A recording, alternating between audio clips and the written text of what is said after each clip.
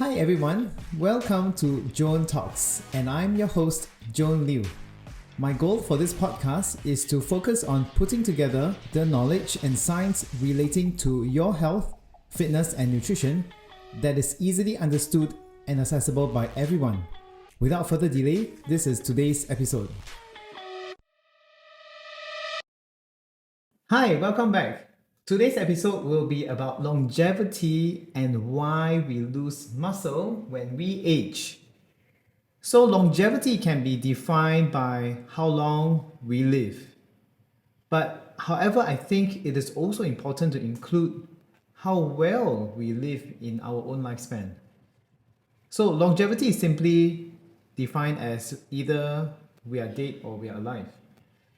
Now, in terms of health span, it defines the quality of life and how long one can delay the onset of diseases. From the medical front, the aim is to help people to live longer with the disease. For example, like Alzheimer's disease, what are the medication and treatment available out there to slow down the effects of the disease? We need to remind ourselves, however, that the more important aim is that we need to delay the onset of chronic disease, not how to live longer with the disease. Exercise and nutrition are really potent physiological tools for us to delay the onset of disease, as well as to keep our brain health in its optimum condition. I have spoken many times on the importance of muscle strength and preservation of muscle as the determining factor for healthy longevity. Unfortunately, muscle mass and strength will naturally decrease as we age. But why? Is there anything we can do about it? To illustrate the extent of age-related muscle loss, I've included a table derived from Peter Attia's article, which he referred from a study on this topic and have calculated the general percentage of muscle loss per decade in our 30s.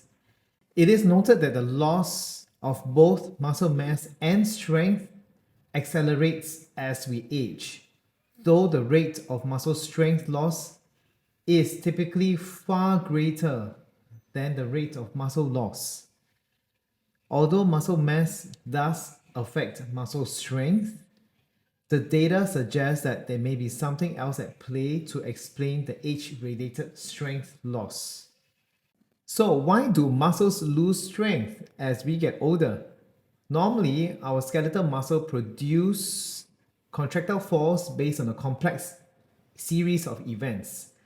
Muscles are innervated by motor neurons originating from the brain and through our spinal cord, which provide the signal for muscle to contract. Then, an impulse from a motor neuron reaches the muscle through a neuromuscular junction, sending a signal through the muscle fiber. This impulse triggers the release of calcium in the muscle fiber, which induces interaction between two key proteins, and that is the myosin and the actin. And this interaction, depending on the energy in the form of ATP, is what ultimately results in muscle contraction. Researchers have explored numerous systems to determine why we lose muscle strength with age. And it appears that they narrow down to two major factors, and that is the muscle quality and the neuromuscular innervation. First, loss of muscle quality. Unfortunately, the loss of muscle quality can't really be avoided, and it progresses intrinsically at the cellular level along the muscle contraction pathway. For example, age is associated with myosin structural changes that reduce the muscle's ability to remain in a strong binding force generating state, so muscle contraction is weaker. Additionally, we accumulate oxidative stress-related DNA damage as we age, ultimately leading to insufficient production of energy needed for muscle contraction. Another unavoidable factor contributing to age-related muscle quality decline is the change in the distribution of our type 1 and type 2 muscle fibers that make up the muscle.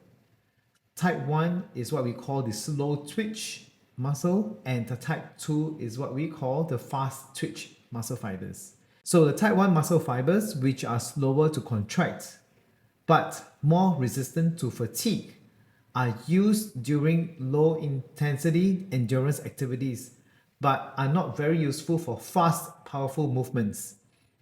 On the other hand, the type 2 muscle fibers contract much faster and with greater force to produce high tension output. These are the powerful muscles that facilitates explosive movements such as sprinting or jumping. As we age, the proportion of type 2 fibers decrease, hence resulting in reduced muscle strength. Some of you may think that, okay, since we are older now, we don't really need to sprint in our lives and we hardly need to jump. So does it really matter if we start to have a little bit less of type 2 muscle fibers or we start to lose type 2 muscle fibers? Yes, we don't really need to sprint or jump, but we also should remember that these will be the muscle fibers involved if you need to reach out that 1 foot forward when you're about to fall and to have the ability to generate enough power for you to break that fall. So it is very important for us to preserve as much level of strength and power and preserve our type 2 muscle fibers as much possible with training. The next point is the loss of innervation. So in addition to the loss of muscle quality, another major factor contributing to muscle strength decline is the loss of our neuromuscular innervation. Throughout our lives, nerves constantly undergo cycles of turning off and turning on the muscle fibers depending upon our muscle usage. Muscles that experience high use through repetitive movements or greater tension have more nerve-muscle connection to support muscle activation. So the more a muscle is used, the more neuromotor connections it develops, which leads to improved contractile strength. When a muscle is turned off over a prolonged period of time, can lead to reduced function and deterioration of neuromuscular communication. So in healthy young individuals, there is typically a balance between the turning off and the turning on of muscle, and it's a process collectively called remodeling in response to the use of the muscle. However, in older population, the turning off part appears to outpace the turning on, and it's independent of activity level. Studies suggest this may be due to unstable neuromuscular junction, motor neuron death that occurs with aging, and the impaired ability of neurons to re-innervate muscles.